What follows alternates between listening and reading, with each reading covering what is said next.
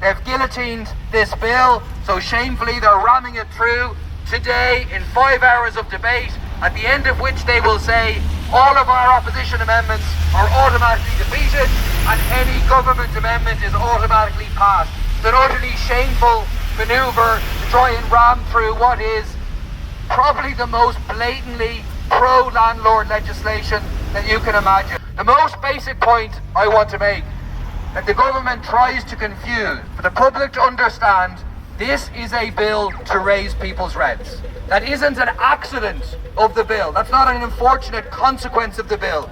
Literally, the purpose of the bill is to see pretty much all tenants across the country to see their rents rise by an average of over time over €1,000.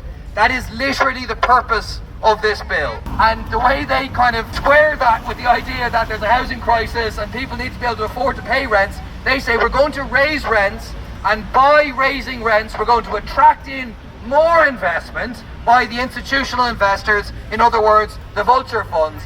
And then, don't worry, even though your rent's being raised to a level that you can't afford, and as a result, people are going to be more and more people are being driven into homelessness, but don't worry, in the long run, there's going to be more investment by vulture funds, and this investment will trickle down, and the housing crisis will go away, and it will be normalised. This is literally, that is their actual argument. That is what they are trying to do.